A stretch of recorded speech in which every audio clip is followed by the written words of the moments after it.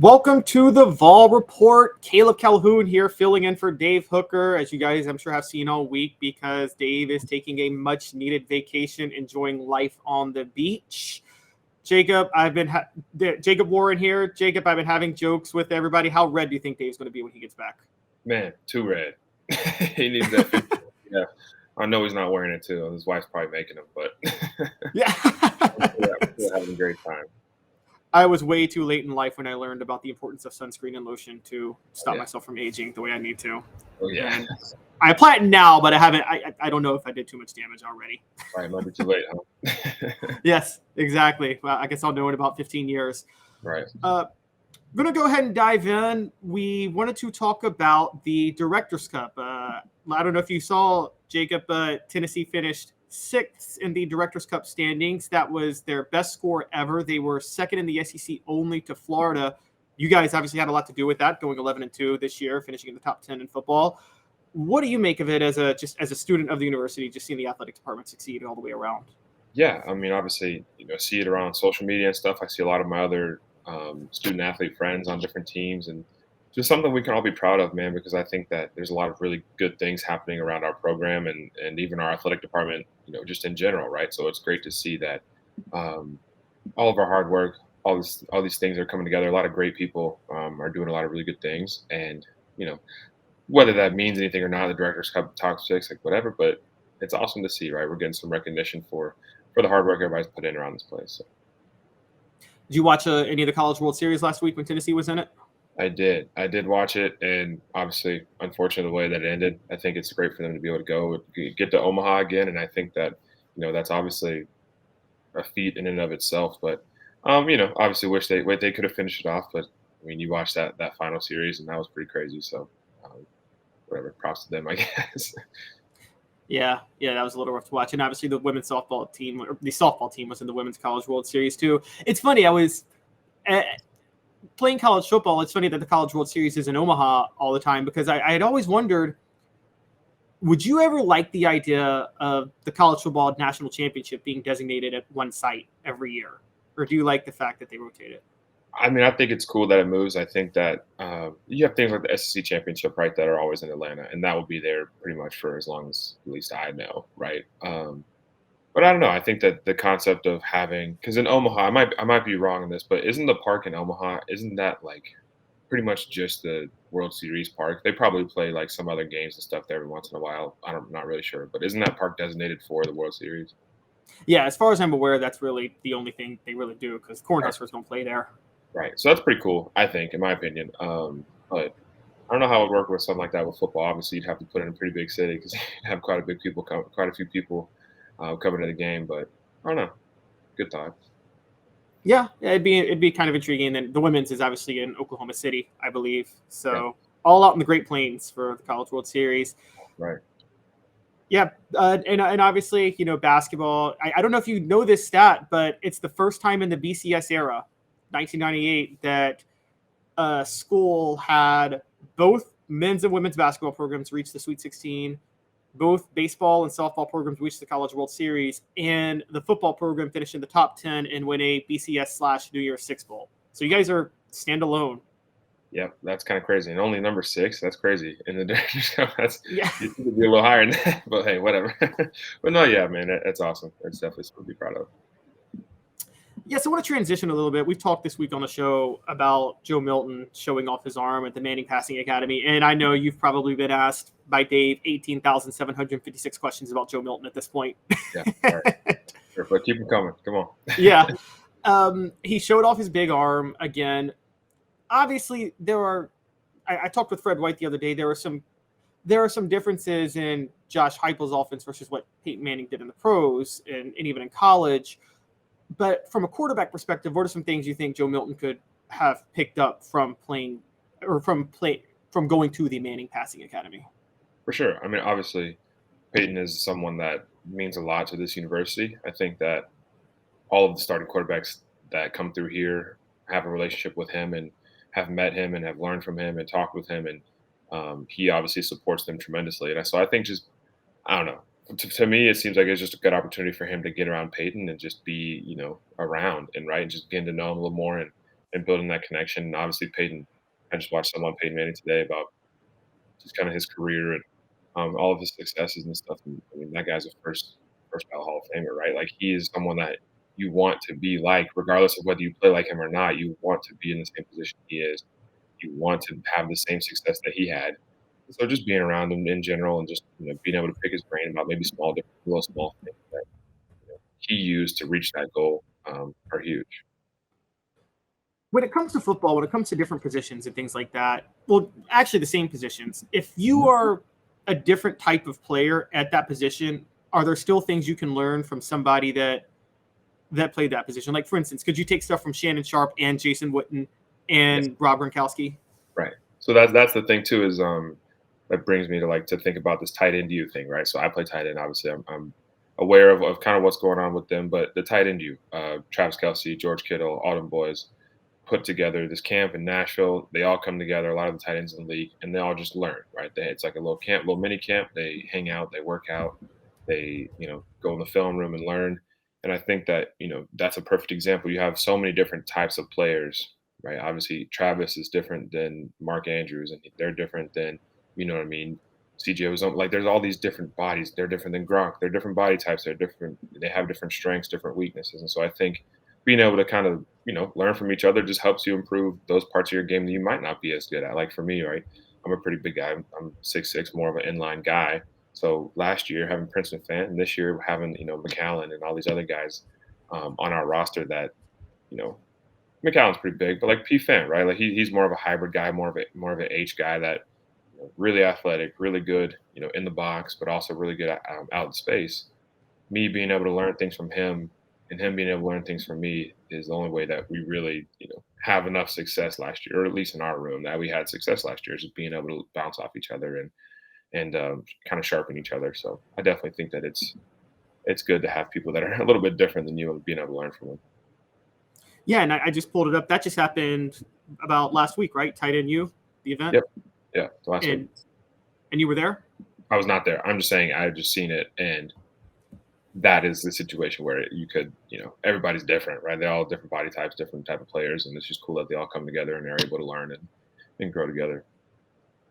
So transitioning with that, talking a little bit about Josh Heupel's system. The last 2 years you guys have played, like you said, you were a co-starter really with Princeton Fan, and obviously Hendon Hooker is there are similarities, but there's obviously massive differences between how he and Joe Milton play too.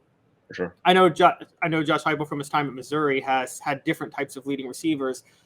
Have you noticed this year with Joe Milton an ability of Josh Heupel's to really adapt and tweak his system based on the quarterback and his personnel and what they can do? I mean, yeah, you got to think about the fact that, like you said, Joe, man, loves to show off his arm, first of all, but just has an amazing arm, right? So he can make throws that, not that necessarily Hendon can't, but like Joe can make throws that pretty much no one on the planet can make, right, at this point. And so, I mean, that ability is kind of insane, right? Just to think about you have that weapon that you can always use. And so obviously you're probably going to get a lot of, I don't know, obviously deep balls are going to be a big part of the game, right? Just like they were last year, but still having that, still being able to play wide, still being able to do all the things that we do, and just having a guy back there that can make every throw on the field definitely opens up the playbook a little bit and allows you to do some cool things. Speaking of tight ends in that position, as I'm sure you know, Jonathan Eccles recently, a 2024 commitment, shut down his recruiting last week. Yeah. You guys obviously won't be teammates because you'll be gone by the time he gets there, but have you seen him and have you followed his game at all? Yeah, I've been around Jonathan a little bit. Just kind of been with him on some of his visits, and his family's great. He's a great kid. Obviously, we've been wanting him to come in and be here and kind of continue this room of talent that we've got in the tight end room right now. But yeah, obviously a great player. You see the highlights and stuff of him at 7-on-7 camps and making big catches and jumping over kids and doing all that stuff. So I'm definitely super excited for that commitment for just the future of this program and the tight end room. Yeah, it's kind of getting pretty impressive. I mean, obviously Princeton, then you, and then McCollin Castles and Ethan Davis, and I mean, y'all are kind of getting stacked at that position now. Yeah, man, that's the goal, dude. Is just to be able to just have guys, man, just have people that can just roll and we can all do the same job and we can all do it really well. And continue to recruit guys that will keep the integrity of that room as far as just who we are as people, right? And being, genuine and trying to connect with each other and truly having a really good good friendship within that room, but also be able to perform and be able to play at a really high level. Yep, the Vol Report with Jacob Warren is brought to you by Vassy Lawn and Garden. Man alive, it's worth the drive with buying power that will save you money, whether you're coming from Knoxville, Nashville, or Chattanooga. Go to Vassy.com for more. Vassy Lawn and Garden. So, Jacob, we had a little segment on our show recently about what some national media is saying about you guys heading into the year. And one of the intriguing things that stuck out to me was a national reporter recently said that to prove that last year was a trend and not a fluke, you guys have to beat Alabama or Georgia this year. Do you embrace that pressure?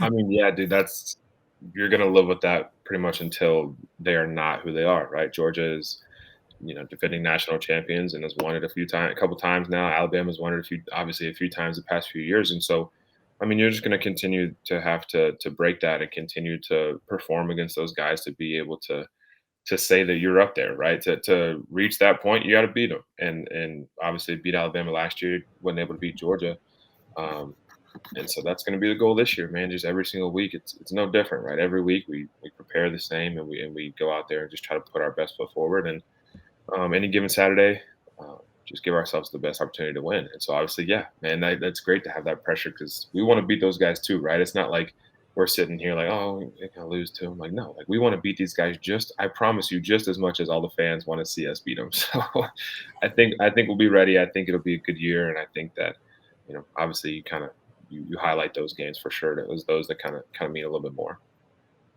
Yeah, it's you guys definitely strike me as the team of what Nick Saban said when he was hired years ago. No matter what expectations fans have for us, we have greater expectations for ourselves. Yeah, And right. I promise no one is more upset when we lose. I promise you than us. So, no, yeah, but it's great, man. The pressure is great. Obviously, the fans are super passionate, and that's why you come a big Power Five SEC school like this is to get a fan base that truly cares about whether you win or you lose, right? And they care about us as people as well. So, super exciting for sure. Definitely cool. right, how excited? The schedule. Obviously, one of the things that's kind of underrated about your schedule this year is, you'd have your typical Power 5 school, your two Group of 5 schools, and your FCS school for non-conference play. The two Group of 5 schools you'll play are kind of secretly really, really good Group of 5 schools. UConn had a great first year under Jim Mora. And I mean, Texas San Antonio may be that New Year's Six Group of 5 team this year, given what they've done. It seems like that's how it rolls every time, man. But it's cool though. I think it's great that obviously you have these Group of 5 schools and these schools that this is not, don't take this the wrong way, but are not as good, right? They're just not as highly thought of as a lot of these big Power 5 schools. But man, like those kids, like I got offered to Texas San Antonio last year, like been offered by Chattanooga, like all these places that like I very well easily could have ended up at.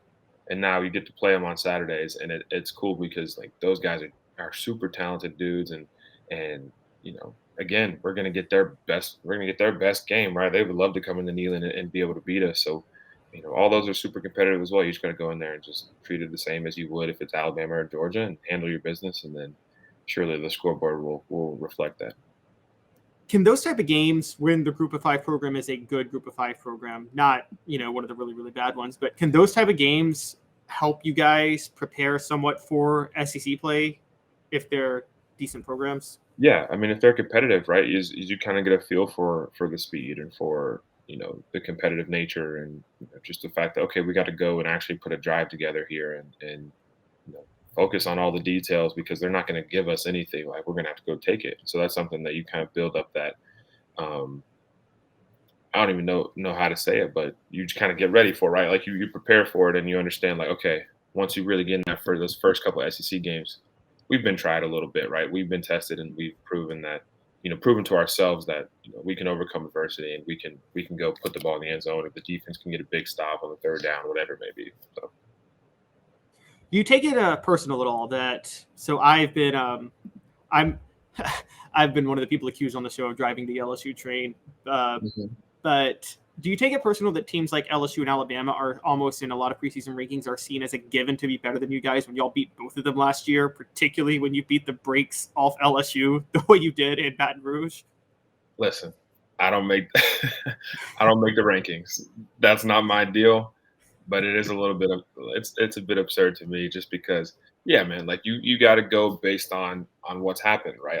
On the most recent thing that's happened, and we had the same debate last year, right? Whenever they were coming out with the final rankings for the season, and they ranked Alabama above us, and then you would look through the list of things, and it says, okay, strength of schedule and point differential and head-to-head win and all these things that are lining up for us, right? And they're still going to get placed ahead of us just because of that of the title, right? Just because of the name. And I think that they've earned it in a way, right? Like they've won more national championships than we have in the past few years. Like they've won more SEC championships. They've done all the things that they've done. They've beat us every year except for last year. So it's like, okay, do you go on what it has been in the past and just inherently what that program is, or do you go with what it is right now?